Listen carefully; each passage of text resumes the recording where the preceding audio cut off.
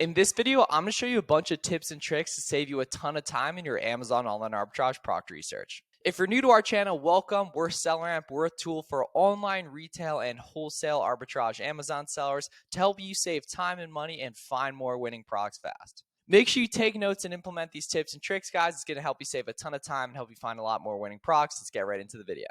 The first time-saving hack that's going to make a big difference for online arbitrage is going to be actually having your SellerAmp settings correct. This is something I see a ton of new sellers doing a bunch of mental math to figure out their sales tax on different products and their inbound shipping cost to Amazon, when in like a minute or two, you can go ahead on the back end on selleramp.com, go to settings and add in your MISC fee percent, otherwise known as your sales tax rate, and your inbound shipping to Amazon. So that way you don't have to do a bunch of mental math. When you plug in $10 for a product, you don't have to worry about doing the mental math of adding 6% to that, which can be really tedious and annoying. It's really important to note, guys, once you add in your sales tax rate in the back end of SellerAmp for the MISC fee, or your prep center cost is the fixed cost right there, you aren't required to do it twice. So SellerAmp's going to automatically factor that in. Same with inbound shipping here. Once you add in 60 cents per pound or 50 cents per pound, eventually it'll be lower than that too as you optimize your box sizes. You don't need to go ahead and do that on both ends or, factor it in mental math. Once you have in your settings, you're good to go. So having that there is going to save you, a bunch of mental math, and it's automatically going to factor in sales tax, shipping to Amazon, and already does product costs on the profit calculator and Amazon fees already. So make sure you have your SellerAmp settings correct. The second time-saving hack is going to be merchant fulfilling products, and much more importantly, understanding how and when it makes sense to merchant fulfill a product. So right ahead here, I found these Adidas shin guards that are selling fast for about $9.44 here. They have a 9K rank, so we already know that this sells well. And right off the bat here, I can see that there's 31 sellers currently in this listing, and 21 of them are FBA, and 10 of them are merchant fulfilled. And if other people are merchant fulfilling a product, you typically can too. A really, really important pro tip is for smaller products that can fit in a poly bag, like really, really light. So like 4 ounces, for example, right here, as we can see on the dimensions, that are above 20 bucks tend to be slightly more profitable to FBM compared to FBA. Big mistake a lot of beginners make is just subtracting the FBM shipping cost from here. It's not how you're actually supposed to do it. What you're supposed to do instead is scroll down here and go ahead and filter to merchant fulfilled right here, and then add in the estimated shipping cost that correlates to the weight. Typically, the closer you get to 1 pound, the closer you get to $6.50. Once you're above 1 pound, it's in like the 9 to 12 range. For example, for above 1 pound, really, really light stuff like these that's 4 ounces, probably gonna go for like $4, $4.50, maybe $5. And we can see plugging that in, we would make about 49% right here. But if we toggle that over to FBA, we can see that's only 38% ROI right there. And the really, really big thing is understanding if you can merch fill product, which comes from looking if other sellers are merch filling it. And there might be extra profit associated with merch filling a product, specifically, which we can see items that are above 20, 25 bucks, well below 1 pound, tend to be slightly more profitable merch filled, especially if you can fit them in a poly mailer 9x12 or 12x15 from Amazon. The big benefits of merch filled in terms of saving time, on top of obviously the extra profit you make, is you reduce risk because you can test lighter, so you don't need a big whole box of products shipped to Amazon. You can literally test one of stuff merchant filled, as well as you get feedback on a purchase quicker. So if you do a normal online arbitrage purchase, it's going to take 3 to 7 days for it to arrive from the retailer. It's going to take 1 to 2 weeks for it to check on Amazon. That's a while. Meanwhile, you might have feedback on a merch-filled product within 24 hours of getting it in, especially when we're talking about retail arbitrage. You might be able to go out and do retail arbitrage today and get listings on merch-filled today. It's really, really important to just make sure you're actually doing those calculations within SellerAmp correctly and scrolling down and toggling to merch filled, then only merch filling on listings you can see other sellers merch filling on. If you want a full guide on estimated FBM shipping costs and a whole bunch of other stuff with merch filled, go to howtofbm.com. Merch filled is a huge hack for saving time as an Amazon seller.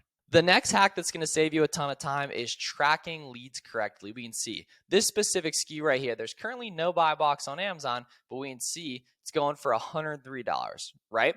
And then over on the Nike website here, we can see it's going for $81 minus 25% off for Father's Day, right? So now we can see, plugging this in on SellerAmp right here, we can see at 81, Not good. Right there, we can do math within SellerAmp. That's another time-saving hack, is you can do addition, multiplication, subtraction, etc. In there, we can see this is close to being profitable. It's got a good sales rank. It's a common color, black and white, 1,000 estimated sales per month across the entire listing, right? $15 profit per sale and a 25% ROI. The problem is that ROI is not quite good enough. So a lot of sellers come across stuff that's almost good all the time and don't track it correctly. What we recommend for that, guys, is using the SellerAmp Google Sheets feature, where you can just go ahead and one-click export this out to an almost good spreadsheet on SellerAmp. And now we can see this data automatically populates right here, and we can write like when it returns to 120 or 115 plus, it's good. Whatever the numbers are, which you figure that out. We can see source, you can plug that in, Nike.com, buy cost 60, buy cost 60. And overall, you're already taking the time to do all this product research. You might as well maximize the LTV, the lifetime value of your leads.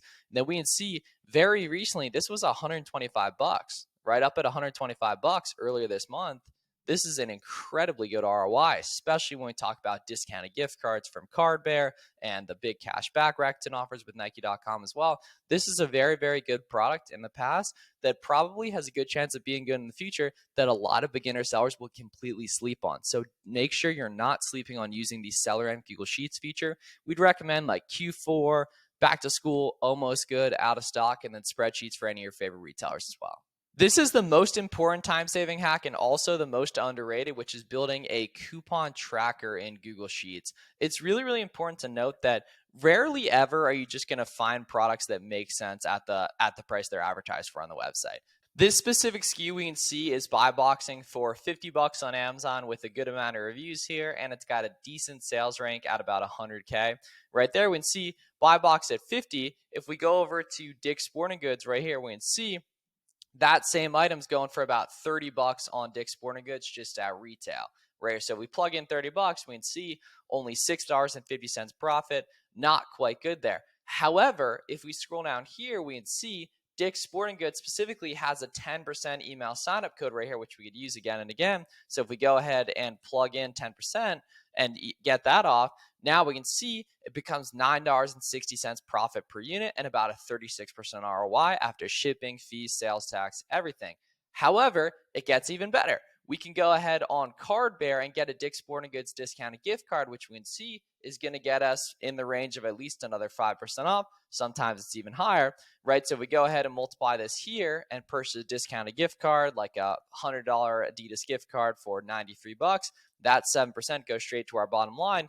We just took this from being a 21% ROI, right, to being around like a 40% ROI, and that can be all the difference you need. And the difference between finding a lot of winning products and not finding a lot of winning products. And it's so important that you start building what's called a coupon tracker, where you're going through and figuring out, okay, what coupon do they offer, right? How did I find it? Bottom of the website for Dick's Sporting Goods, right? Just digging around, right? Do they offer gift cards? Yep. And then looking up on Google, do they offer rewards? Dick's Sporting Goods does. I believe it's around like 3%, right? Which you can literally just find most of this just publicly. For example, like Shop WSS. If you Google Shop WS coupons, you'll find some pretty good ones. You can also use the coupon extensions right here, right? How to access them. And then over time, you're going to memorize a lot of your favorite deals, and it's going to make your product research a lot more smooth.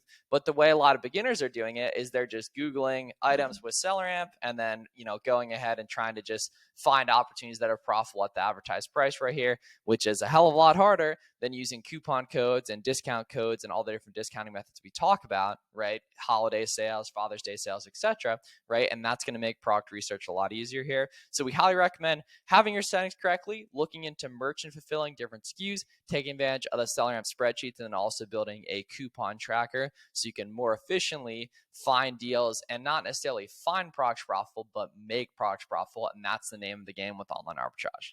Hope this video was helpful, SellerAmp Nation. If you have any questions, let us know down below in the comments. Make sure you get a free trial on our website, selleramp.com, and we'll see you guys in the next one.